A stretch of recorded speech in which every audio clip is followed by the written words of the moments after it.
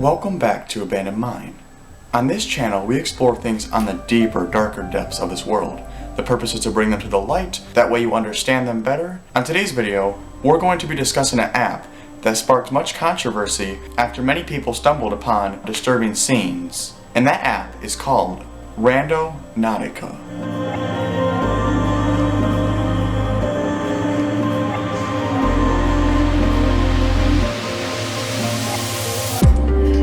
Randonautica was launched on the 22nd of February 2020. It was created by Joshua Langfielder. The purpose of the app is to randomly generate coordinates to show the user part of an area that they might not visit during their regular daily routine. The logo is of an owl with its head tilted. It's based on the owl experiment, which revolved around the frequency illusion. Frequency illusion, also known as the Bader-Meinhof phenomenon, is when you notice something for the first time, there is a great chance that you will notice it more. For example, I drive a Ford Fusion, and before I started driving a Ford Fusion, I never really noticed them.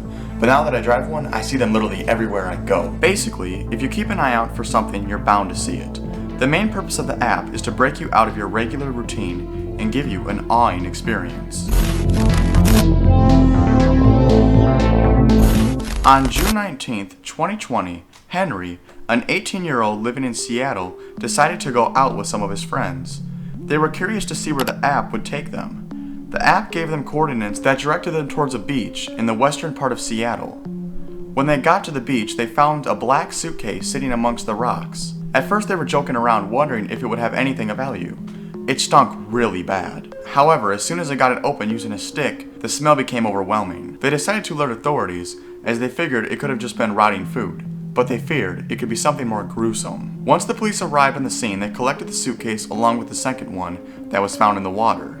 Inside the bags were the dismembered remains of 35-year-old Jessica Lewis and 27-year-old Austin Weiner. On August 24th, the King County Superior Court claimed that 62-year-old Seattle landlord Michael Dudley had shot Jessica and Austin.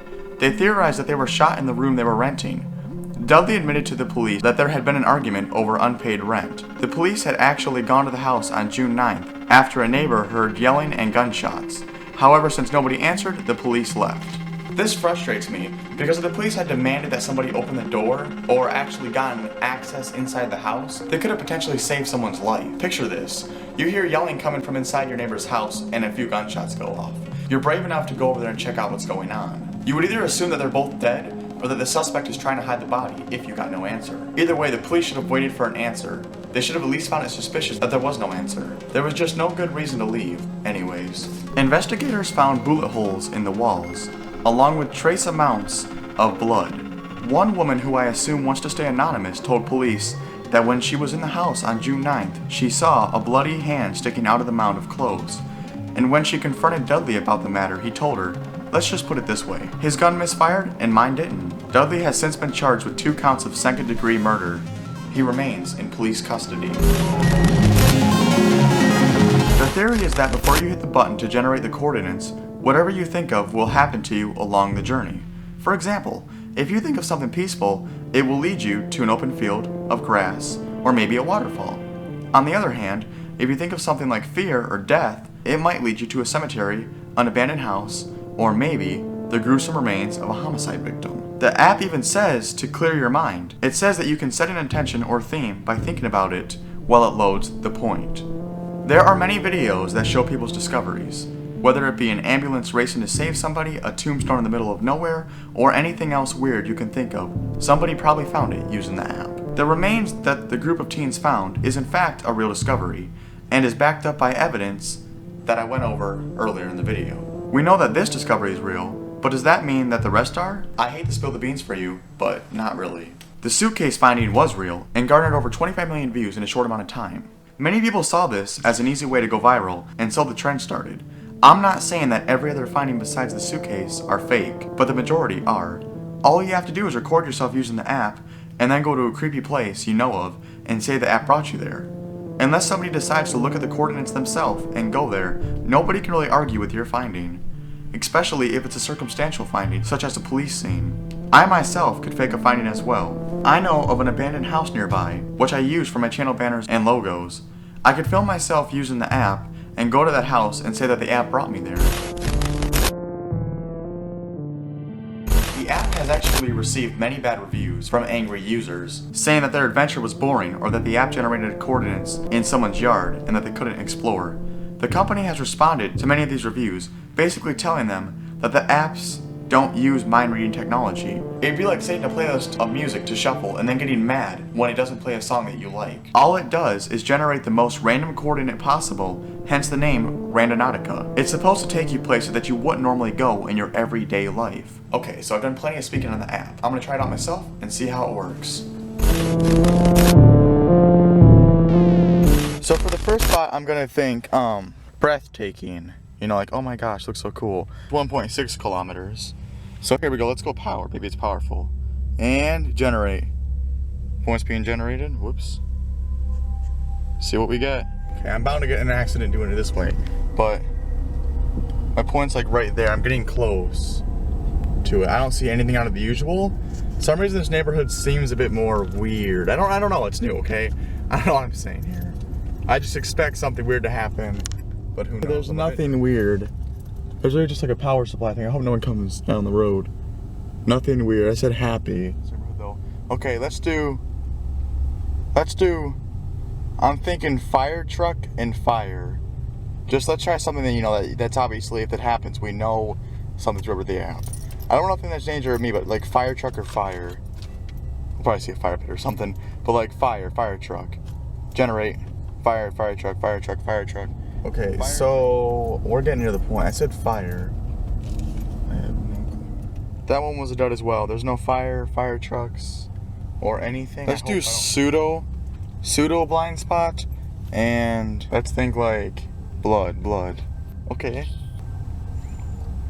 Okay, here we go. Let's go. I was here earlier. I said nothing happened. We're going back to our old spot. Well, I don't know where our old spot is. The crap fire. Something's not right. I don't know if this was the one where I said peaceful or I said fire. Oh my gosh. Came out of the place where I said was peaceful. So that's wonderful. That's the spot. That was supposed to be peaceful, and there's a cat right there. That's it. Why I say blood? I'm so stupid. This can't possibly change the future. Look up in the sky. There is an entire atmospheric terraforming geoengineering manipulation. There's like jet stream legs. Right there. There's nothing. There's trees. There ain't no blood. Someone buried there or something? Crap. There's nothing. This app is so phony. I think I'll do one more and I'll do this one 10 miles. Yeah, notice it's a phony app about this. We don't know about this. If this does not work, then the app is pretty phony. Anyways, we'll see what happens when I get there. Okay, that was pretty disappointing as I didn't find anything noteworthy or creepy.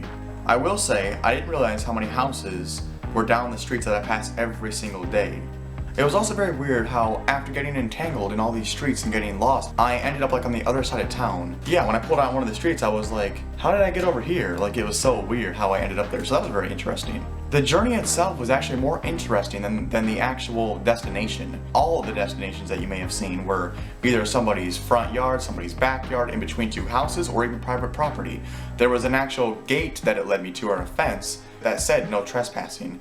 And I was gonna park my car and like kind of walk around to see the area, but as soon as I drove up to the fence and was about to get out, a police officer actually pulled up into the driveway. It was hard to get it on camera as I was driving. I did not want to look like I was filming because it's illegal to film while driving, that's dangerous. That was probably the most exciting destination I was at because it actually involved some high-stake moment where the police was there. That was the only circumstance that was even a bit thrilling, I guess, if you could call it that. But for the most part, the actual journey was more exciting or more interesting than the actual destination. And I think that's actually probably the point of the app. Okay, so I basically just wanted to quickly add that while I was editing the video and taking screenshots of the reviews, the bad reviews of people that did not understand the purpose of the app, I found another response from the company that put down and called out the fake videos. So I just wanted to basically add that in there. So basically there it is.